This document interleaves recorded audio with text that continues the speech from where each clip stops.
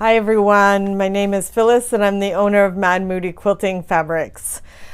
This is part 5 of the Star-Crossed tutorial that we've been doing for the last 5 weeks. This is the pattern. It's a PDF download. I'll put that down below so you can go check that out on my website. Okay, so this is the quilt that we've been working on. So we've done these blocks, and now we've done this unit and this unit. So now we're gonna, I have this all cut, and then we're gonna assemble this whole block today. All right, so let's get to it. I'm gonna put the overhead camera on, and I'll just put myself up in the corner. And okay, so what I like to do when I do these blocks, now I have one assembled already. So this is it. I think it's really cute.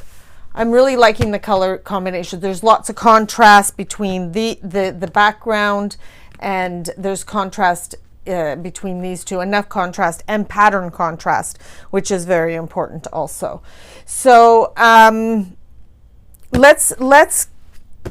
so I have already cut the quantity that I need for the center. I'm going to make sure everything is, because this is a directional fabric, I'm going to make sure all my fabrics are going in the same direction so I don't get mixed up. And then I like to lay everything out, and I do this in this manner. And actually what I'm going to do is I'm going to remove this, and I'm going to use this for my laying out. All right, this is way better this way. All right, so I like to pile up the quantities that I'm going to make, and it just makes things a little bit easier to remember where you're putting things. So I'm just going to quickly get this laid out, and the pattern has the size of this square of what you and how many you need. And hopefully I'm laying this out, because I'm kind of talking and not really paying attention to what I'm not counting, so it should be fine. It looks like I haven't. Okay, then we have our 4 patches. Now let me get the block that I've done. So what I want is I want the background fabrics to go like this and like this. So I'm going to lay them, and I have this beside me to make sure that I'm laying them correctly.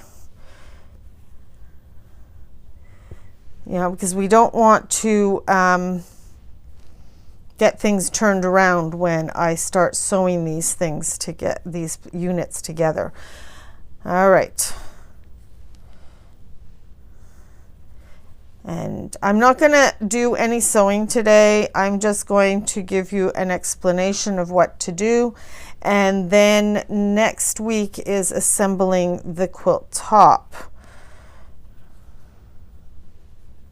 So I'm just going to continue putting these guys in place, making sure that these backgrounds are going kitty corner to each other, because I really do not. There we go. There's the last one. All right, so now I have it all placed in place. So what I would end up doing is I would pick these 2 piles up and take them to the machine and sew each one, chain sewing through the machine. Then once that is done, I'd bring it back. I would iron this, and I believe I ironed these to the outer 4 patches, the seams towards the 4 patches. Once this side is ironed, I would pick up these that are sewn together and these, and take them to the machine. Just take them to the machine and sew each one by chain stitching. Then I would do the same with these 2, and then get these ironed. And if I iron these towards the 4 patches, I want this ironed in. And then I would do the same for these 2. I would, well, let's go back to here. I would do these, chain sew, bring them back, iron in if these are ironed out. Then I would pick up these that are sewn together, this, go to the machine and sew, chain sew all these, and then iron these towards the center and put them back. And I like to put everything back in their place so I don't get myself turned around. I make sure everything is put back the way it's supposed to be sewn together and laid out. So then once that is done, I would do the same thing here. I would pick up these, go to the machine, sew them all together, chain sew, bring them back. If these ones are ironed in and these ones are ironed out, this one will have to be ironed out. And then once those are ironed, I'd pick up this and take them to the machine, stitch them through. Now, you could just pick up this whole thing and stitch this and then cut them apart, and before you iron, go ahead and stitch these and then iron these together at the same time and do the same thing here. You can take this whole thing, but always place them back and making sure that these do not get yourself turned around. And this way you won't have any anything that gets turned around. And like sometimes I have my ironing board, which is this board that I'm working off of, but my sewing machine is not sitting normally on the ironing board. It has its own little place across the room, and I would pick this whole thing up and take it to the machine. So I won't stand up to iron till this row is done, this row is done, and this row is done.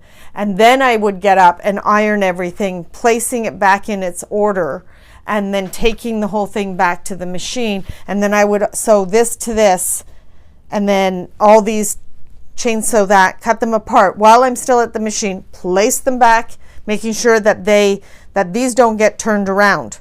So, and then place everything back, and then do this row, and then I will take all the blocks and iron them.